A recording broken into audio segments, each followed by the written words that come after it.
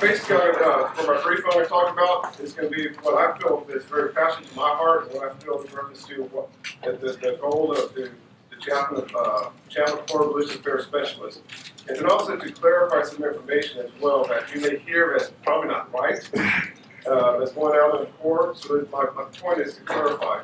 And to start off with, I mean, we with our chief of chaplains, he's in Boston, as you know, Red Sox fan. But, just to clarify, the reason why they won this year is because their manager came from where? The Houston Astros. So I'm sure with the Houston Astros and the Boston Red Sox, we need to charge again next year. And we're both against the Yankees anyhow. So I am going to miss Chaplain Hurley. As Tommy mentioned a couple days ago, it's time's coming to the end. I will miss talking with him in reference to him. Talking about the New England teams, the Boston, the New England Patriots, and the Red Sox, and so forth. But I'm from Houston, or Houston area, I'm from Sugar Land, as most of y'all know. From that area, so I am a die-hard, loyal Astros fan, Rockets fans, even though we lost a couple days ago against the Oakland, and then also the Texans, and at one time the Houston Oilers as well. Anyhow, next slide. So I'm going to talk about so Chaplain really has his priorities as a chief of chaplains, and he's been talking about these things behind that's on the screen since he's been in the position as far as the chaplain corps identity. When he talks about chaplain corps identity, he's also it's not just a chaplain, it's a religious affairs specialist as well. And that's when I got in a position, anyone else at Force God, where else it has a division at Fort Good at the first camp. There is I saw an issue in reference to what those religious affairs specialists right there in the chaplain system, what do they do? What are their jobs? What's their purpose? And so I saw that and I said, well, we need to clarify that. And then when I got in the position, I said, okay, I'm in the position to take care of it now. And so we looked at, so the first question I asked a lot of the group when I go visit is, hey, what is what does your chaplain system do? This is back when it was a chaplain system, where it came to this for specialists. What are their capabilities? And there's three capabilities that, when I first asked about it, that no one knew. And I think I asked this group last year, what are the capabilities of the chaplain system, this for specialists? And so it took a while for me to get the answers that I was looking for. And so, that we didn't know. So I look at that and I says, well, if you don't know what the capabilities are, how do you expect to utilize your chaplain system religious affairs specialists as best as they can?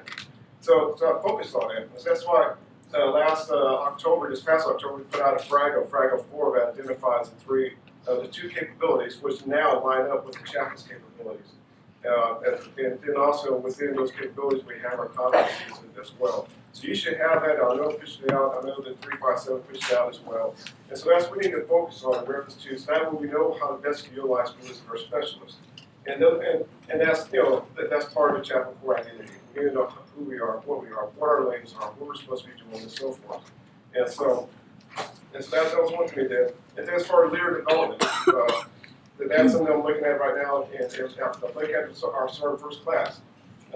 Matter of fact, tomorrow I think one of our staff sergeants that's here in the audience today is going to be promoted to sergeant first class. So when he gets promoted to sergeant first class, I want to make sure that Sergeant Patchen understands what it means to make that leap from a staff sergeant now to the tier 1 of our senior non-commissioned officer corps. There's a big difference in reference to that. So I'm looking at how do we prepare those individuals to take those positions. And so now we're working with the school. I'll start making low. And once we get our developers there, and we need to develop a course that lines up with the chaplains, with the majors, prepare them. We're also looking at our sergeant first class to ensure that they're ready to take the position that they need as far as to become a well-rounded sergeant first class. So I want them to go through the situation I went through when I was a sergeant first class coming out of Fort Jackson as an A9 instructor, and then I jumped right from that to a 4-star commander at SITCOM. No one trained me how to do that. I've learned by experience and based off my personality and my I was going to say it's like intelligence, but sorry. That's what happens when your wife is You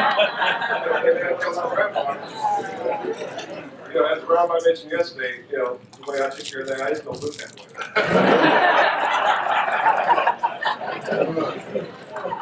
Yeah.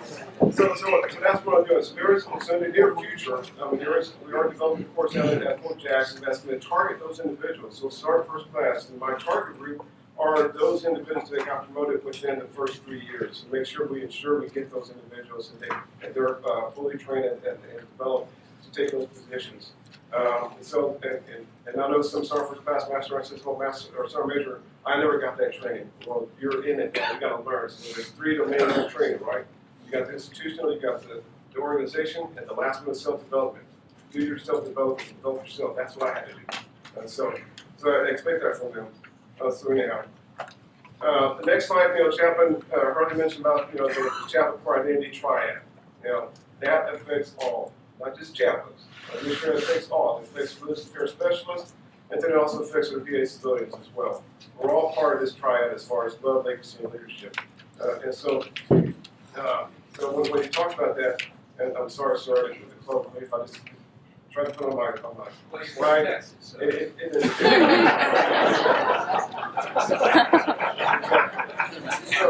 so anyhow, but I just want to make sure that everybody understands that, you know, this is, you know, it's all of us. We're first specialists, and it's also our VA civilians and our contractors and so forth, you know, that he's talking about. And the legacies, you know, we talked about, you know, honor recipients. You know, there are 6 of them out there, the chaplains, or 7, but there's also one that's religious affairs specialist, or corporatitis. So there are, you know, we have legacy out there, we have individuals, you know, that I think the historian last year mentioned reference to a Silver Star recipient for World War II and so forth. So there are individuals out there as part of our legacy that's doing good things. So you know, I just want to make sure, you know, everybody understands that, hey, this is all chaplain core identity triad. Okay, so for clarification now, this is what I'm going to talk about next slide. Now, talk about clarification. We talked about, you know, that the Houston House was Boston, so we clarified that. There's a lot of one, so we'll put that out there. Now, I put it out there as the first bullet. There's nomenclature.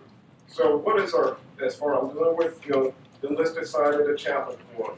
What is our nomenclature for enlisted members of the chaplain corps? What do we call ourselves? All right. So it is religious affairs specialist. Religious affairs NCO, that's a duty title, and so forth. So when we identify ourselves with religious affairs specialists. That's who we are. That's our CMF. It's not 56 Mike. We don't call chaplains 56 alphas, right? We call them, you know, chaplains. So I'm putting it down here so everybody understands. And I already talked to the enlisted personnel. I talked to Sergeant Majors and Master. That's why I had a separate group with them yesterday, the day before. Say, hey, you need to help me clarify this. You know, the chaplain's assistants or religious affairs specialists, that is their name. It's not abbreviated to RAS. Matter of fact, I'll look it up in the military terms and abbreviation, and there are 11 RAS definitions, and not one of them is religious affairs specialist. So it's not in our doctrine, it's not in our regulation, and so forth. So when they identify us, it's religious affairs specialist. You know, this is something I talk with the SMA as well, so he understands it. Our staff understands it as well. So all this social media stuff is out there as far as the 56 Mike Connect, whatever. I think we need to change that. Sorry, Paul. I think you're in TOC for that. So that way, so everybody understands, you know, hey, this is who we are. You know, those two things. All right. So next bullet is talking about the NCOs as far as leading training. NCOs lead. There's 3 things a non-commissioned officer does. They train, number 1, they're our trainers. That's what we look for as far as the police that get done, the NCO president, that they're the ones who gets it done. The chaplains or officers, they plan it, we train, we execute. That's a part of that. We teach, that's part of that as well. The last one, do we lead? All right? So train, teach, and lead as non-commissioned officers. We gotta make sure we do that. So when I hear, you know, information as far as, well, I don't like going to monthly training because it's not focused on the religious affairs specialist. Whose fault was that? I think it's those senior non-commissioned officers at those installations that tells me it's, okay, you're not fully engaged with the lesson plans or the training outline for the fiscal year. Be part of that. You've got to be involved with that. You've got to lead the training. You've got to know what this is part of our development as well. So we have those small juniors, non-commissioned officers, find out what the training plan is, look at the task, position, standards, and get the steps over. And then that young non-commissioned officer starts developing him or herself as a leader and starts training. And they train in what? They train the standards. That's all combos 1, 2, and 3. And so, that's part of leader development. We need to ensure we've got to empower our junior non-commissioned officers to do that. And our senior non-commissioned officers are going to be involved in the lesson plans and training outlines to ensure that the training that's being developed is focused for that hits all. And so forth. So we're dealing with those type of monthly trainings. And then, the next bullet is the Army Combat Fitness Test. Laura and I, a couple weeks ago, I was sick. I was down for the count. I couldn't do nothing. As a matter of fact, this is the first time in a long time I actually called in and say I can't come to work. I don't want to, get everybody else in the front office sick. So I needed to stay home. I actually went to the sick hall because she made me go. And I was in the clinic at the Pentagon, and I got all sorts of antibiotics and stuff like that. So I was home. I had nothing to do. So we were binge watching this a series that our kids got us hooked on called the Games of Thrones. So one of the things we were talking about is as the movie goes through, hey, winter's coming. So I look at this, the Army Combat Fitness Test has the same thing. Hey, it's coming. You're going to be ready for it or not. And so the population within the chapter, I think somebody mentioned is an older group. True, it is an older group, and I did mention this to the TRADOC Sergeant Major that's leading this, and I mentioned to him, hey, look, is there going to be any type of waivers or any type of alternate events that it's going to be part of this? He says that right now there are no alternate events, but during the process of the implementation of this, it started this past October to next October, or actually in a few years with certain 60 organizations, they're going to look for those types of waivers and stuff, and they'll develop those. As far as it is right now, AR 350-1 still applies to physical fitness. If you're 55 years old, there's still an alternate event. If you're 60 years old, height and weight. That's the only thing that's current right now. With all the rest of us, unfortunately, I retired, 31 October or 30 September. She knows better than he does. 30 September of 2020. This comes effect on October 2020. Sorry. The current PT test, I'm still a 300 guy. I still get up every morning, except for today, because it's my day off. And do run and make sure I get 300 on my current physical fitness test. But, like I said, hey, winter's coming. Be ready for this. As a matter of fact, what I did back in twice a year, I gathered the senior non-commissioned officers in the chapter board, and we have a senior enlisted advisory group. This past October, we went down to our school at Fort Jackson at USACs, and then Sergeant Major Lowe, and I got with the Army Fitness Company, or what we call the proper title. And so I gathered all the sergeant majors, all company wise, and master sergeants that were there, and then we had a hands-on doing the 6 events. And so that way they understood what the standard is. They actually did it. They could kind of gauge themselves and see how they are in reference to those events. And let me tell you something, it was scary. I saw one individual with the ball throw, and the individual got ready to toss it, went back, went straight up. So that's what I'm talking about. We got to make sure that we understand the task position standards for each of these bits, and you can kind of gauge yourself in reference to where you're at. And that way you can take this back to they can take it back to the organizations, and they can start preparing for this.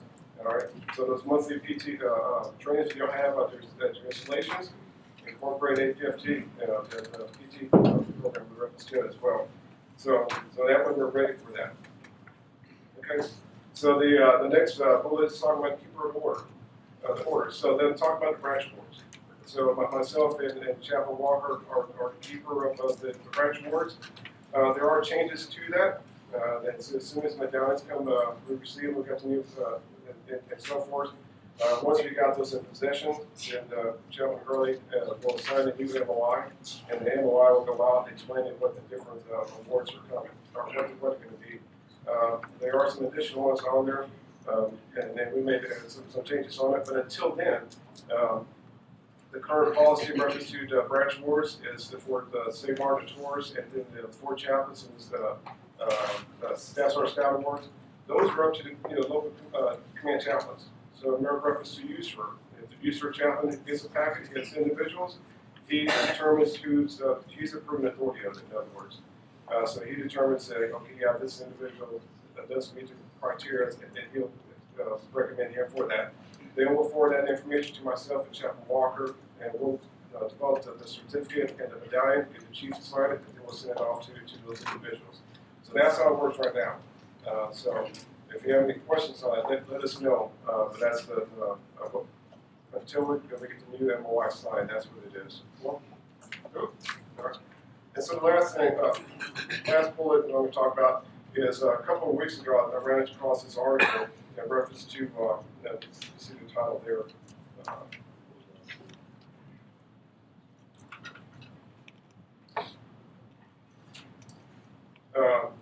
The 7 characteristics of a highly successful non-commissioned officer. And I read it, and I said, hey, this is pretty interesting. It's true. And I looked at it as far as, what does it take to be a successful non-commissioned officer? And this is coming from perspective of an officer, I think it's a major at the time. He was prior enlisted, so he understood, what it means to be a enlisted soldier, and also to become an officer as well. And so and I looked, I said, hey, this is pretty true. As far as, the 7 characteristics, and I looked at it as well, so I put myself in the shoes. And be proactive, as far as the non-commissioned officers both understand, anticipate tasks is worth their way to go. The non-commissioned officer ensures that the basic tasks and applied tasks as well. But what it is, as far as taking care of soldiers, taking care of the mission. So they got to be proactive in reference to this. Know the duty positions. Officers and NCOs have different responsibilities. I mentioned earlier, officers are more, they're into the planning, and that's their role. Planning what's for the future, and who does the execution of that. It's not commissioned officers who execute. You got to understand the roles and differences and the responsibility of that relationship. And for us, with the chaplain board, it starts at the very beginning. You got the brand new chaplain, captain, maybe first lieutenant, and it comes right out of the bullet. And then you got a AIT specialist or private. And so you got to understand the relationships.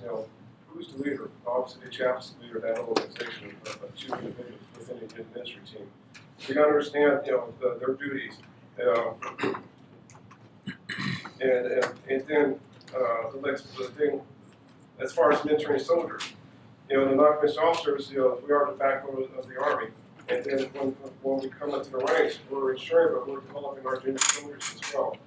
There are some programs that are going out there, we're doing good things. I know Fort Stewart has a mentorship program. I know that in USFK or Korea, there's the 8th Army, there's a mentorship program going on there. That's how we take care of our soldiers and developing them.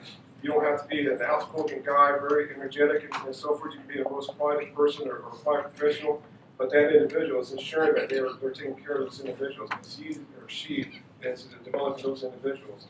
Because one day, myself and the rest of the sergeant majors in here and the chaplains as well, one of these, we got to take the uniform off, and then we got to let our junior soldiers, to come take our place. So we got to ensure that, so when I leave here, as Laura says, in 2020 of September, I want to make sure that I know I did the best to develop, my, the junior soldiers to replace me at the position I'm in right now. Then I want to step back. This is a problem, not a problem, but I had a hard time in reference to this as well, and I still do. It's as far as, when can I step back? Part of this is part of the development. When you step back, you're letting your soldiers take the lead, and that's part of their development. I look at this, I think I mentioned this group a couple, last time when I was here. I look at this as I grew up playing baseball, in my childhood, and then I stopped when I was in high school because I had bad knees, and I found other interests and so forth. But even when I came in the military, I continued playing, organizational sports. And I'm the type of person, I'm all in. If we're playing a certain game, I'm going to give 110%. And she could tell you, but then I'll come back and I'm all banged up and bruised up and injuries and so forth. But that's who I am. And so we got to look at that. Look at your soldiers. I mean, the soldiers, E5 and they're players. They're in the game. They're playing. They're the ones doing all the making things happen. When you become a non-commissioned officer in middle grade, in sergeant first class, you're now I look at it as a player coach.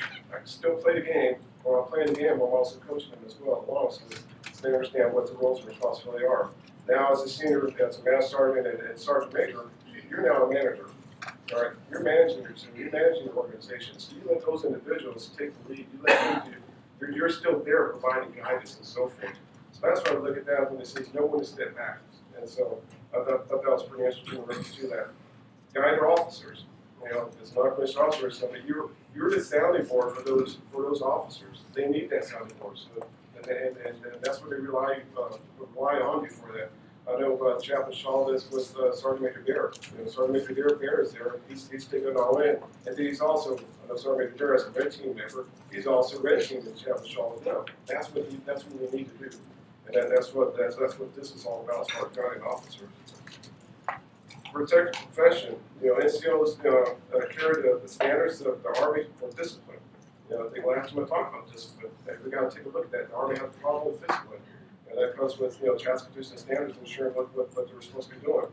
Also embodies the Army ethos and values and creeds. Protect the profession from those who would undermine the toxic leadership or breaking faith with the soldiers and American people. That's what we're talking about as far as protecting the profession. And then last but not least, passion. You have to have passion on what we're doing. I know I have passion with what I do every day. That's the reason why I'm excited to go to work. Sometimes I'll rather leave early in the morning and be there as soon as I can. But I can't sometimes because heavy traffic. So those young knows where I work at, where I live, and especially in the summertime, it's very difficult for me to get to work and leave work because the tunnel gets really crowded with tourists. I walk too. So anyhow, so that's what that's the last one. Yeah.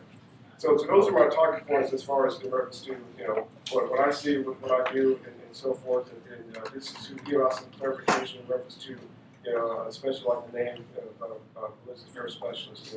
That is really that bugs me. Like I said, there is no RAS, there is no RANCO. It's not in military terms, the abbreviations or even the joint publications, 1-02 or things like that. So help me take care of this and identify our profession as a Ballistic Affairs Specialist within the chaplain corps. So I'm open to any questions if I have any. I think I'm right on time.